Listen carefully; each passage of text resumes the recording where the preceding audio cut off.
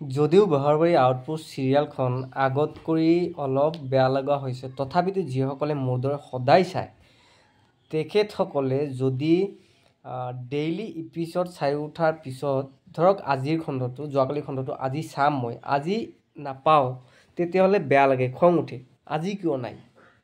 এনে দেওবাৰৰ খণ্ডটো সোমবাৰে আমি চাবলৈ এনেও নাপাওঁ।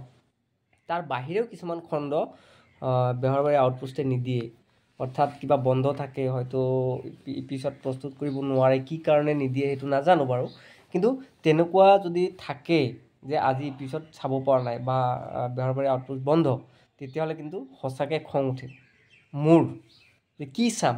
আৰু সেই সময়ত আপোনালোকে কি কৰে? ফেচবুক, ইউটিউব সকলোৱে চাই বিভিন্ন ভিডিঅ'বোৰ চাই থাকে, সেইটো বেলেগ কথা। কিন্তু বেহৰবাৰীৰ সময়খিনিত আপুনি কি কৰে?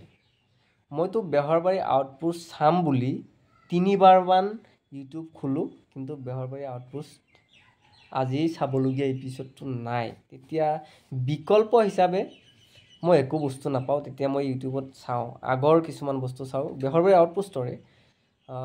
বেহৰবাৰী আউটপোষ্ট 10 বছৰ আগতে কেনেকুৱা আছিল, বা বেহৰবাৰী আউটপোষ্টৰ এক্টৰবোৰৰ বিষয়ে কিছুমান ভিডিঅ' ইউটিউবাৰে বনায়, সেইবোৰ কিছুমান চাওঁ, শুনি থাকোঁ। গতিকে ময়ো তেনেকুৱা ধৰণৰ বেহৰবাৰী আউটপোষ্ট নথকা দিনটোত বেছিকৈ আপোনালোকৰ লগত আলোচনা কৰিব বিচাৰোঁ বেহৰবাৰী আউটপোষ্টৰ বিষয়ে।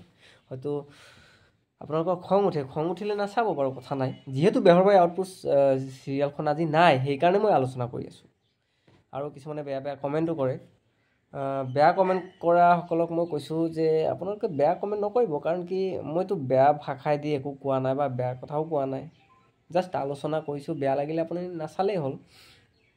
মই আকৌ তেনেকৈও কোৱা নাই যে আপুনি চাবই নালাগে, আপুনি নাচালেও মোৰ একোডাল নহয়, তেনেকৈ কোৱা নাই। ভাল লগা নাই মানে নাচাব, সেইটোৱে কথা। গালি পাৰিলে বেয়া লাগেতো। আৰু বেহৰবাৰী আউটপোষ্টত বিষয়ে যদিও মই আলোচনা কৰোঁ, মাজে মাজে কিছুমান কাহিনী কৈ যাওঁ, যে যিবোৰ কাহিনী বেহৰবাৰী আউটপোষ্টে যদি এপিছডত সোমাই দিয়ে তেতিয়াহ'লে ভাল লাগিব, তেনেকুৱা কাহিনী মই কৈ যাওঁ, ৰিকুৱেষ্ট কৰোঁ। এতিয়া বেহৰবাৰী আউটপোষ্ট পৰিচালক বা বেহৰবাৰী আউটপোষ্টৰ সদস্যসকলে মোৰ ভিডিঅ' পায় নাপায় সেইটো পিছৰ কথা, নাজানো। কিন্তু কাহিনীবোৰ মোৰো মন যায় যে তেনেকুৱা ধৰণৰ কাহিনী হ'লে ভাল লাগিব। এটা কাহিনী মই ক'ব বিচাৰিছোঁ যে ৰোড ক্ৰচিঙৰ সময়ত কেতিয়াবা দেখা পোৱা যায় দুখন গাড়ী যেতিয়া ক্ৰচিং হয়, কেতিয়াবা দম দিয়া ছিষ্টেম হয়, যে এখন গাড়ী আৰু এখন গাড়ী ছাইড নিদিয়াৰ কাৰণে দম দিয়ে, গালি শপনি পাৰে। আৰু সেই দম দিয়া মানুহজন, বেছিকৈ দম দিয়া মানুহজন কোন হয়?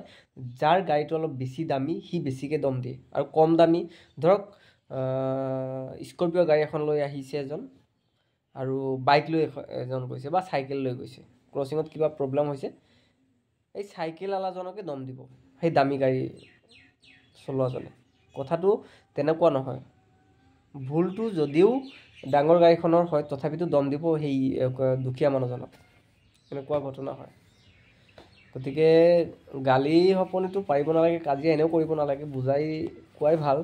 আৰু যদি গালিও পাৰিছে, গতিকে অলপ চাই ল'ব লাগে। মোৰ ভুল হৈছে, তথাপি মই গালি পাৰি গুচি যাম, মোৰ টকা পইচা আছে, মোৰ মানুহ আছে, কাজিয়া কৰাৰ মানুহ আছে, সেইবুলি মই গালি পাৰি, কাজিয়া কৰি, মাৰপিট কৰি থৈ গুচি যাম, তেনেকুৱা ধৰণৰ কথা ভাল নহয়। মই অনুৰোধ কৰিছোঁ, এনেকুৱা ধৰণৰ যদি 2 মিনিটৰ এটা খণ্ড যদি সোমাই দিয়ে বেহৰবাৰী আউটপোষ্টত, ভাল লাগিব। Thank you. চাই থাকিব বেহৰবাৰী আউটপোষ্ট।